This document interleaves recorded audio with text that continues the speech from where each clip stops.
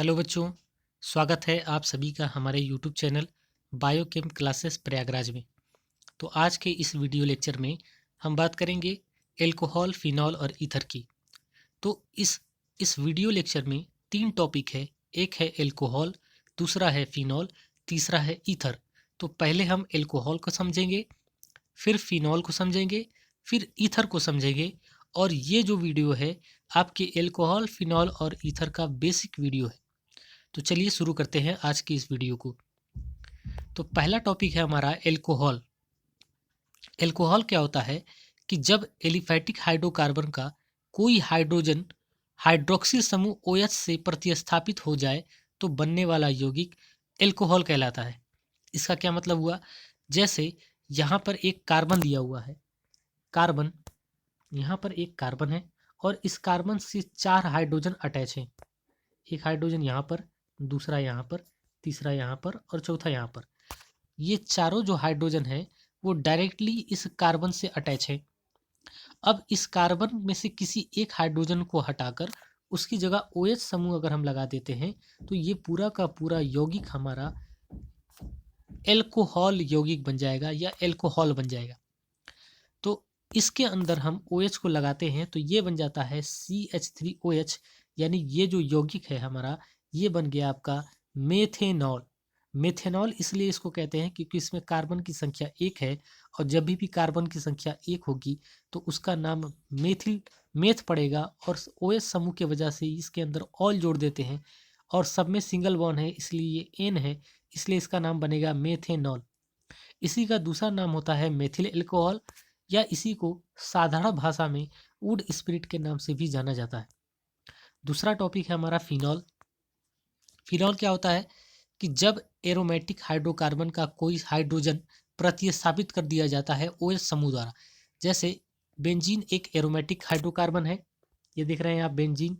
Benzene एक aromatic hydrocarbon है और इसी बेंजीन के अंदर 6 कार्बन उपस्थित है और 6 हाइड्रोजन उपस्थित है, जिसका फॉर्मूला बनता है C6H6। अब जितने भी यहाँ पर हाइड्रोजन हैं ये सभी डायरेक्टली कार्बन से अटैच है।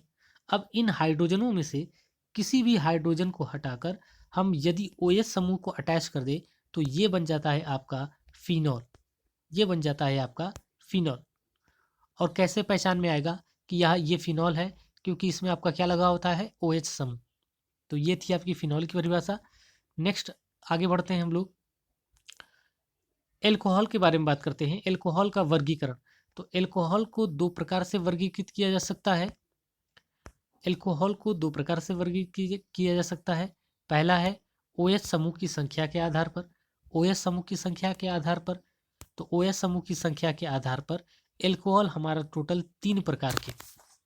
पहला होता है हमारा मोनोहाइड्रिक एल्कोहल, दूसरा होता है डाईहाइड्रिक एल्कोहल, तीसरा होता है ट्राईहाइड्रिक एल्कोहल।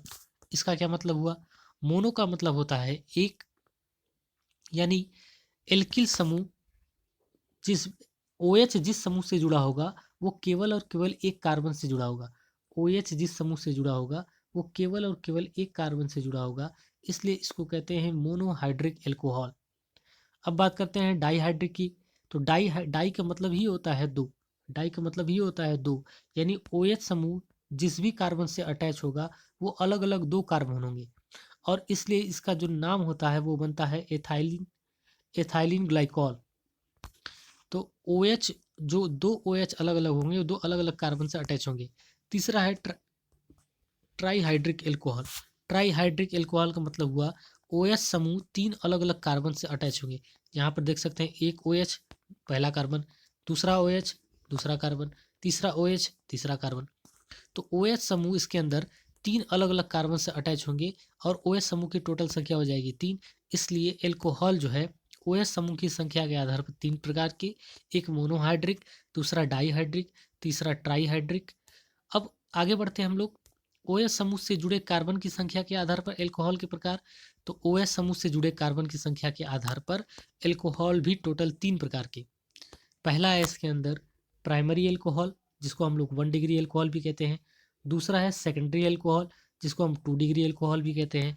और तीसरा है टर्शियरी एल्कोहल, जिसको हम लोग 3 डिग्री एल्कोहल भी कहते हैं। तो एल्कोहल टोटल कितने प्रकार के? 3, primary, secondary, tertiary, 1 degree, 2 degree और 3 डिग्री। अब OH जो समूह है, OH जो समूह है वो जिस भी कार्बन से लगा होगा, जिस भी कार्बन से अटैच होगा, उस कार्बन का संकरण sp3 होना चाहिए। इसके अंदर भी चेक करिए, OH समूह जिस भी कार्बन से अटैच है उस कार्बन का संकरण sp3 होना चाहिए। OH समूह जिस भी कार्बन से अटैच है उस कार्बन का संकरण sp3 होना चाहिए। तो इस प्रकार से हमने देखा कि OH समूह से जुड़े कार्बन की संख्या के आधार पर एल्कोहल टोटल 3 प्रकार के होते हैं। पहला होता है प्राइमरी एल्कोहल, दूसरा सेकेंडरी एल्कोहल और तीसरा टर्शियरी एल्कोहल। अब एक पॉइंट यहाँ पर नोट करके दिया हुआ है, इसको भी ध्यान से समझिए। नोट में कहता है कि यदि 2 OH समूह एक ही कार्बन पर उपस्थित हो तो वह जल के रूप में बाहर निकल जाता है और वह कंपाउंड कीटोन या समूह बना लिया जाता है, कीटोन या एल्डिहाइड समूह बना लिया जाता है। जैसे यहाँ पर देख सकते हैं आप, यहाँ पर देखिए, यहाँ पर एक OH समूह और दूसरा OH समूह यहाँ पर है। अब ये दोनों OH समूह एक ही कार्बन से अटैच है। अब इससे होगा क्या कि यहाँ से एक OH समूह, इससे होगा क्या कि यहाँ से एक OH समूह और यहाँ से हाइड्रोजन एक एक दूसरे से रिएक्ट करके H2O के रूप में बाहर निकल जाएंगे। यहाँ पर देखिए, H2O के रूप में बाहर निकल जाएंगे और जैसे ही यहाँ से H2O बाहर निकलता है, यहाँ पर कार्बन और ऑक्सीजन डबल बॉन्ड बना लेते हैं और ये बना लेता है आपका एल्डिहाइड या एसिटल्डिहाइड। तो जब भी एक ही कार्बन से 2 OH समूह अटैच होता है तो उसमें से एक जल के रूप में बाहर निकल जाता है, जो कि आपका बाद में एल्डिहाइड या एसिटल्डिहाइड के रूप में, एल्डिहाइड या कीटोन के रूप में हमको प्राप्त हो जाता है। आगे की तरफ बढ़ते हैं हम लोग। अगला है एलाइलिक एल्कोहल। एलाइलिक एल्कोहल का में जो भी कार्बन होगा उसका संकरण sp3 होना चाहिए, पहली शर्त। जैसे यहाँ पर आप एग्जाम्पल देख सकते हैं, यहाँ पर जो OH समूह है जिस भी कार्बन से अटैच है उस कार्बन का संकरण sp3 है और sp3 होने वाला जो कार्बन है उससे जो कार्बन अटैच है वो स्वयं को डबल बॉन्ड से बांध के रखता है। इसको हम लोग कहते हैं एलाइलिक कार्बन। और एलाइलिक कार्बन को दूसरे सिंबल 1 डिग्री एलाइलिक से, एलाइलिक एल्कोहल से भी प्रदर्शित करते हैं। आगे की तरफ बढ़ते हैं हम लोग। यहाँ पर परिभाषा लिखा हुआ है कि OH समूह जिस कार्बन से जुड़ा हो संकरण sp3 तथा वह ऐसे कार्बन से जुड़ा हो जो डबल बॉन्ड कार्बन से जुड़ा हो। आगे बढ़ते हैं हम लोग। अब बात करते हैं हम लोग एलाइलिक कार्बन की या 2 डिग्री एलाइलिक एल्कोहल की। तो इसके अंदर भी वही कॉन्सेप्ट है। 2 डिग्री का मतलब OH समूह जिस कार्बन से लगा हो वह 2 अलग अलग कार्बन से लगा हो, तो इसको हम लोग कहते हैं 2 डिग्री। इसको हम लोग क्या कहते हैं? 2 डिग्री। तो OH समूह जिस भी कार्बन से लगा हो, पहली बात तो उसका संकरण sp3 होना चाहिए और वो 2 अन्य कार्बन से अटैच हो। तीसरी शर्त यह है कि जो दूसरा वाला कार्बन हो उसके पास डबल बॉन्ड उपस्थित होना चाहिए, इसलिए इसको एलाइलिक कार्बन या 2 डिग्री एलाइलिक कार्बन के नाम से भी जाना जाता है। अब बात करते हैं 3 डिग्री एलाइलिक एल्कोहल की। तो इसमें क्या होता है, इसमें भी वही कॉन्सेप्ट लगाना है हमको कि OH समूह जिस भी कार्बन से अटैच होगा उस कार्बन का संकरण sp3 होना चाहिए। साथ ही साथ ये जो कार्बन है वो कम से कम 3 कार्बनों को जोड़ पाए। जैसे यहाँ पर आप देख सकते हैं,